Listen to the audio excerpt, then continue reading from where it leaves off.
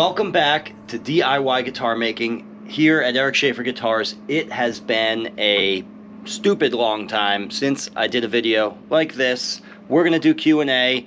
Before we get into Q&A, I figured since it's been a little while, I could walk you guys through the shop a little bit and just explain a little bit about some of the things that I have going on right now in the shop, and maybe you guys can learn something from that. So, first thing I just want to mention is that I've added new workshop dates in the fall and winter for the acoustic guitar build workshops. It's a 9-day class where students come out here and build a flat top acoustic guitar with me. Wow, my throat feels really bad right now. When you have two kids under 2 years old, you get sick all the time. Actually, Addie's over 2, but 2 years and under. You know, they pick their boogers, they hand them to Dada, and yeah, the cycle continues. Workshop dates.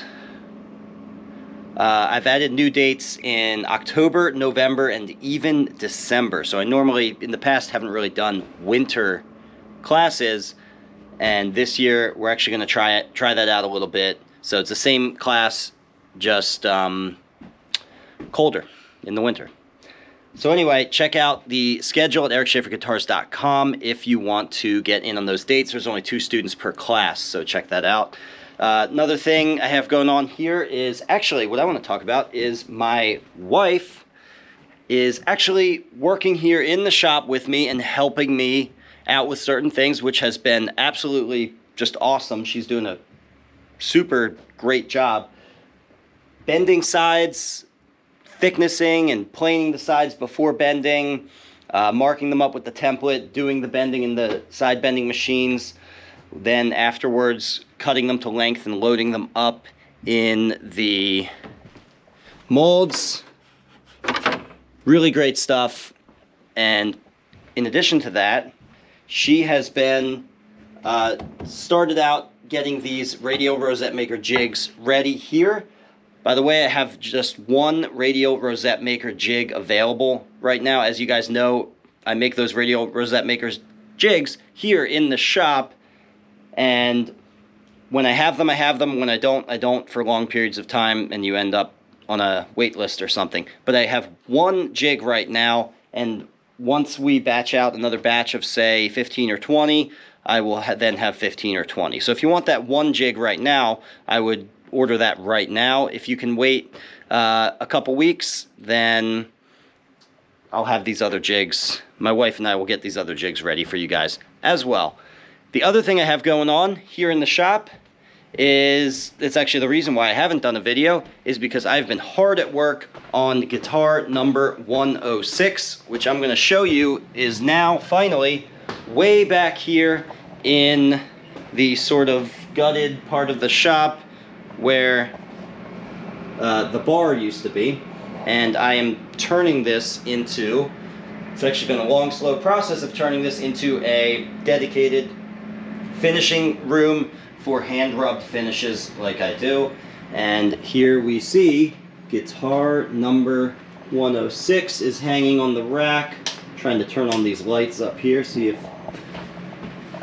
that'll show it off a little bit, but well, I don't know how that's showing up on the camera. It's actually kind of, I'm still working on the lighting in here. You see I've kind of got a setup going on that I'm working on. By the way, I mentioned those Radial Rosette Maker jigs. This right here is exactly the kind of thing you would make with a Radial Rosette Maker jig. That is a Radial Rosette made out of Nicaraguan rosewood. Okay, it almost looks like mahogany. It's so beige looking. That's just that particular sample had that sort of coloration. It was very interesting. Me and David, the guy who I'm building this guitar for, picked out that set particularly for those qualities.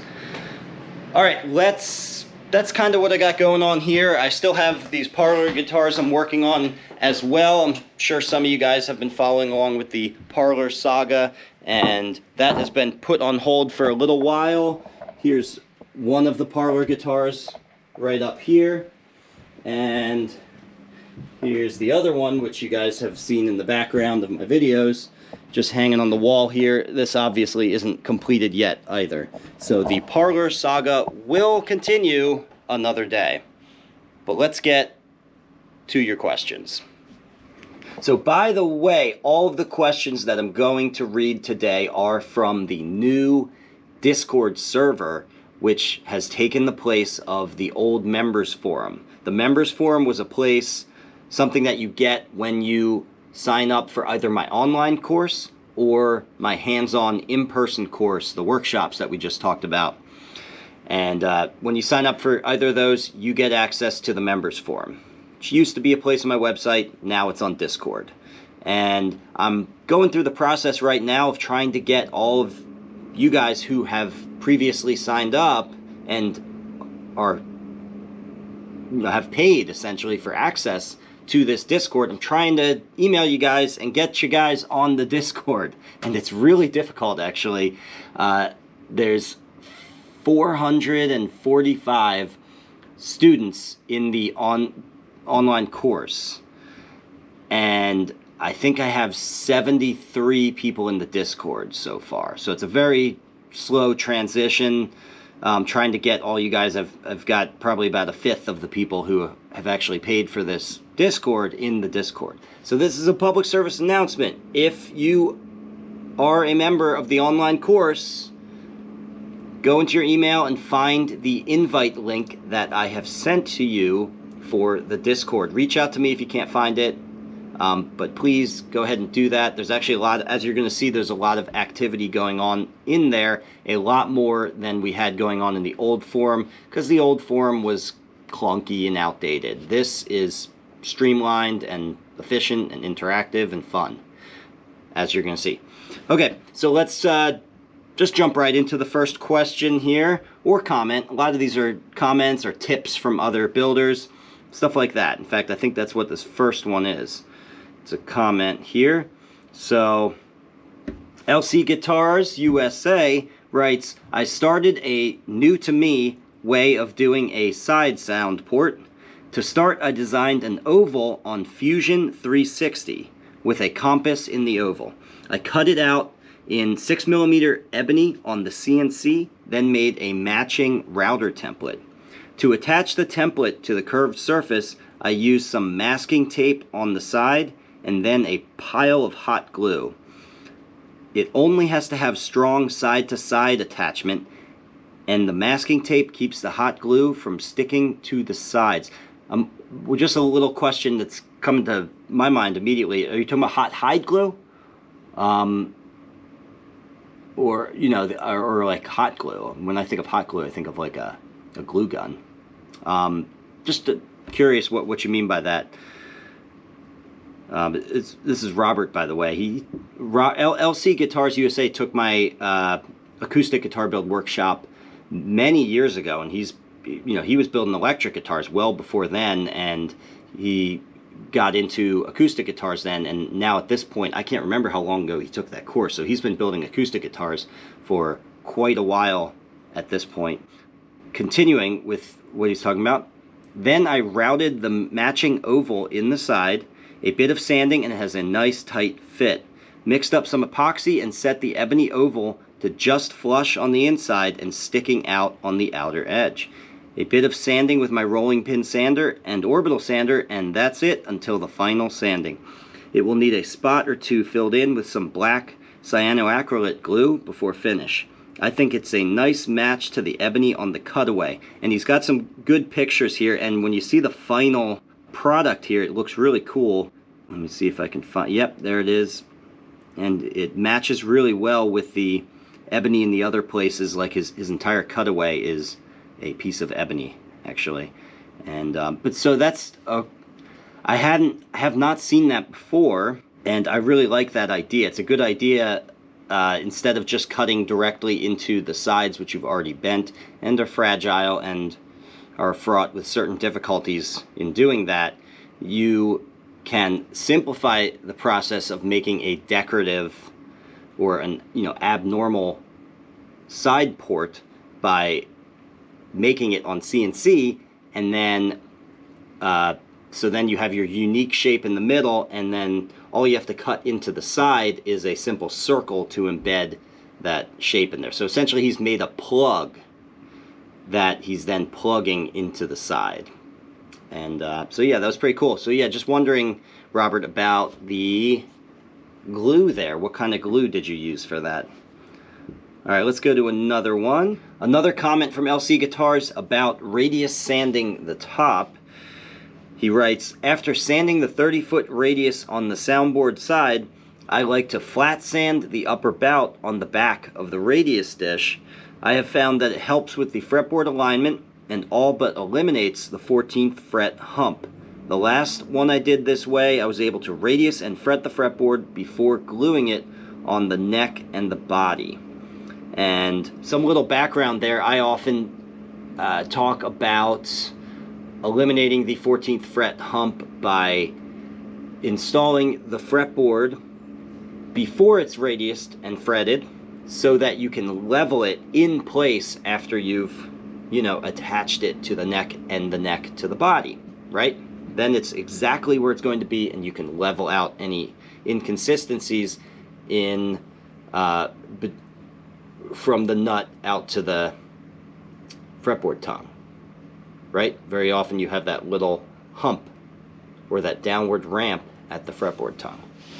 And so this is another way. There's actually, I always think of like there's 3 different levers you can pull on to deal with any inconsistencies or issues in joining your neck angle and your fretboard tongue to the top.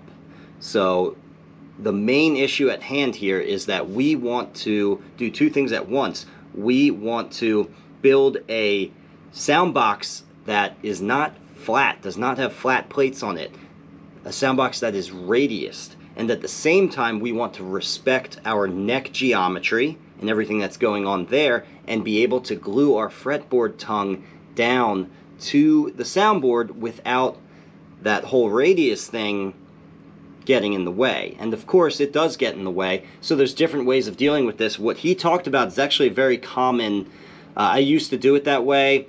I'm not opposed to doing it that way at all. I sometimes do still flatten the upper bout in exactly the way he's talking about.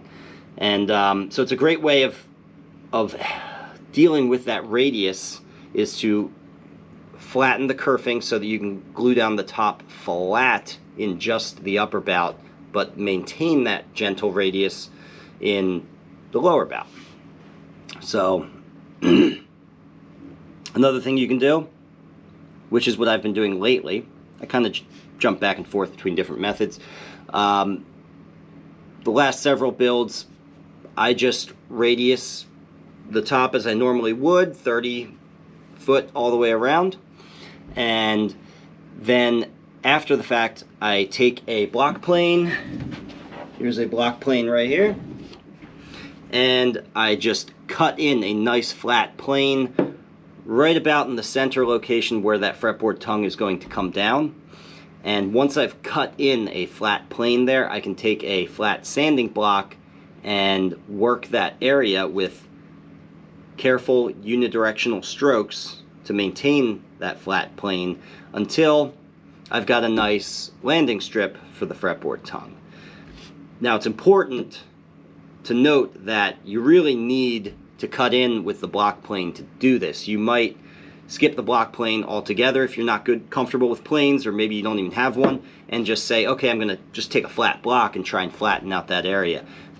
The flat block will not be able to actually cut in and create that flat plane. What the flat block by itself is going to do is it's just going to follow that gentle radius, and it's going to continue to thin out the top without actually cutting in a flat landing strip like I talked about.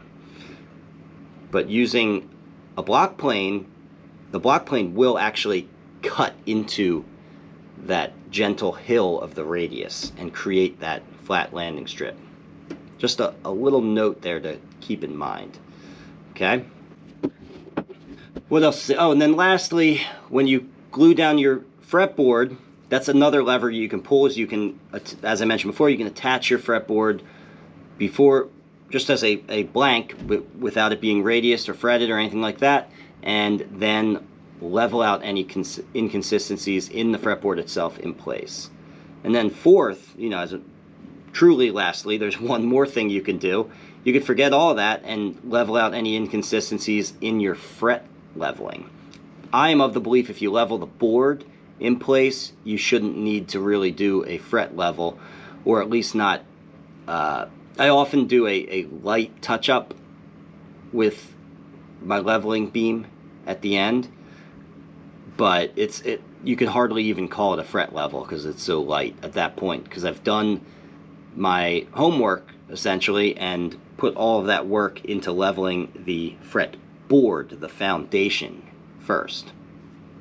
None of this is Robert there got me on the tangent there. None of this is a correction to what he was saying. I'm actually validating what he was saying. That's a very common technique to level the kerfing in order to create that transition that I'm talking about.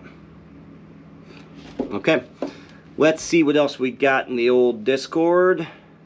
Okay, if we back out of here, and I don't want to read that one. Here's an electric. Let's read this electric guitar one from Lamar. Lamar from Lamar's Guitars. This is Lamar. This is someone who also took my guitar building workshop. But Lamar is an electric guitar builder. I guess he builds acoustic guitars too. But I keep up on his website a little bit. It seems like he really lasers in on electric guitars.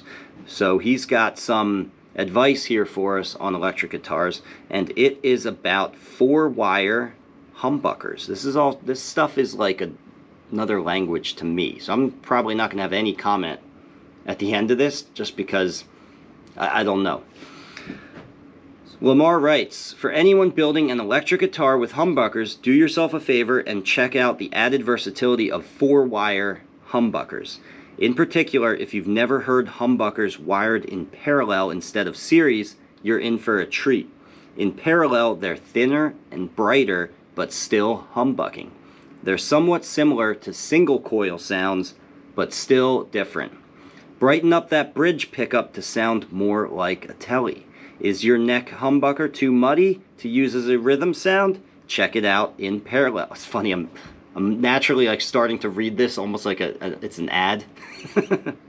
Is your neck humbucker too muddy to use as a rhythm sound? Check it out in parallel. Okay, that was me doing ad reads. This works for full size as well as thin humbuckers. Technically, this also gives you access to single coil sounds as well, though the extra switching and wiring can start to get a bit busy. For the greatest simplicity combined with the largest variety of sounds, I go for the 2 humbucking options. My favorite approach is to use a DPDT on-off-on switch for each pickup. With a 2 pickup guitar, that gives you 8 sounds plus all off. With a 3 pickup guitar, you get 26 sounds plus all off. And they're all very musical, clean, or dirty. I'll post a wiring diagram to show how to pull this off, and I'll display the wiring diagram here in the video. Alternatively, if you've got a Les Paul style guitar and don't want to change the appearance, you can achieve the series parallel switching by replacing the volume or tone pot for each pickup with a push-pull switching pot. Cheers, Lamar. Wow, that was great, Lamar. I understood it. Not being an electric guitar maker, I vaguely understood that, and so it's very interesting, and I'm sure someone who understands pickups more than I do will get something out of that. So thank you very much. Okay, Ala Lush writes, hello everyone, I just started to install my garage as a small workplace to start building. I already had a bandsaw, but figured out a router is the next necessary step since it is involved in many processes. To begin, making the mold. To be honest, routers kind of scare me. They seem the most obvious tool of all somehow, but it's hard to do without. I would not even know how to make the mold without, and the mold is very important to have straight sides, etc. My question, could I do most work without a router table and just a router, or is the table quite necessary? And if so, any tips for solid, safe tables who have on-off switches next to the router's power switch? So first of all, I would definitely say yes, you need if you're going to do work with routers, full-size routers, not laminate trim routers, which you can only use in certain narrow cases anyway. If you're going to be using full-size routers at all, you need a router table within the world of guitar making. We deal with smaller parts than other makers or woodworkers would deal with, and you need it. Get the router table, especially if you're concerned with safety. It sounds like you are. I'm very glad you're concerned with safety. I agree with you 100% that the router, I think the router is the most dangerous tool in the workshop. A contrarian viewpoint, perhaps, but I do believe it is more dangerous than the table saw.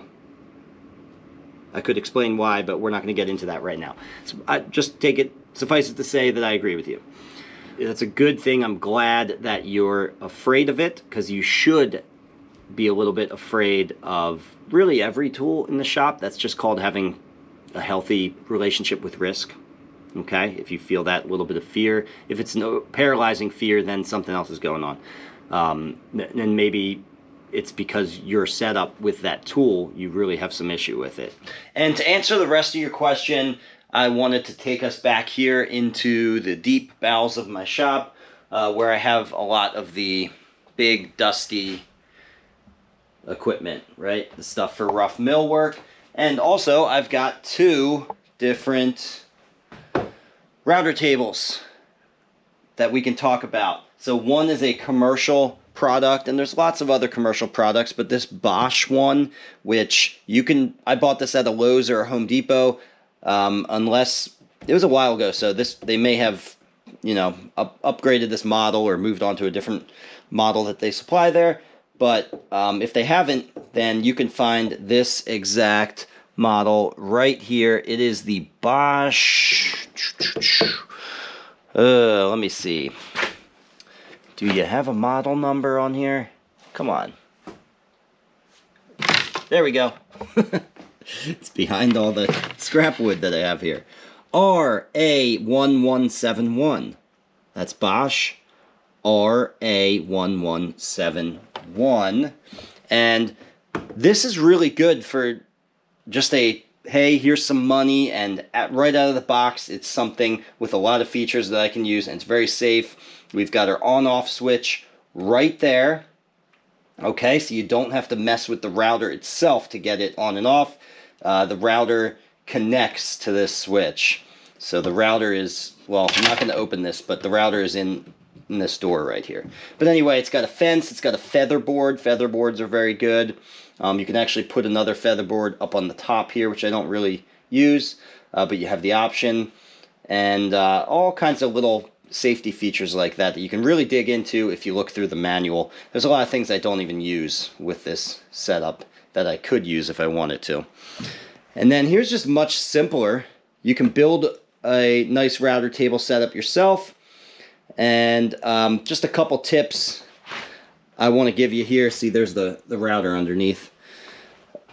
Tip number one is, if you can afford it, get yourself a really nice bit. This is a spiral bit by a company called Whiteside. They make really high quality bits. In fact, in the same thread where you asked this discussion, Alalush, the thread progressed further from there. We got into a conversation specifically about Whiteside bits. And as we found out through that discussion, they're incredibly expensive right now. But I will say, if you can swing it, that makes a big difference in not only the safety, but the quality and the enjoyment of your work. This right here is a nice little work holding device. I don't remember exactly what this is called, and I don't see any markings to indicate its name on it. But if you get on Amazon or on Google and look up router small parts holder. That's essentially what it's called. That might even be exactly what it's called. Look, type in those words, small parts holder for a router table, and this is just a great tool for a lot of dicey situations where you're using a router. You were talking about a lot of template situations where you're building the mold and side bending forms and stuff like that. You're not going to need that for anything like that. This is more for small parts like the bridge and things like that. But I just wanted to point it out anyway. So yeah, dial in that bit. Get a really good, put some money into that bit, and whether you build the table yourself or you just buy something that has all the features, either way, make sure you get a router table. That's the bottom line here. You're going to need it. All right, well, I think that's enough questions for now. There's a lot more questions that you guys have been filling up the Discord with, which makes me very happy. It gives us stuff to talk about here. It shows that you guys are liking the new setup on the Discord. It's a hell of a lot easier to use, that's for sure. And there's a lot of more interesting ways that we can share our knowledge with each other. If you're not in that Discord, the way to get in it is to purchase the online course Building an OM Acoustic at ericschaferguitars.com, or if you sign up for one of my workshops, I also enter you in that course and give you access to the members forum. So there's two ways to get in there. And lastly, like I said, just a reminder, if you've already bought the course, look through your email and follow that invite link. You've already paid for it. It's free to you. I'm not trying to sell you something. It's not a spam email. I promise. Just go in there and join us. Join in on the conversation. The old forum is defunct. Don't use it anymore. Okay, guys. I will have many more Q&As coming out very shortly. This was fun to get back on the saddle here and have a nice discussion with you guys. I look forward to the next one. Bye for now. Bye-bye. If you learned something here, please give this video a like and subscribe so you can be notified when I release a new DIY guitar making video. And if you want to really learn more, take one of my structured online courses at ericschaferguitars.com or register for a hands-on guitar building workshop here with me in Burnville, Pennsylvania.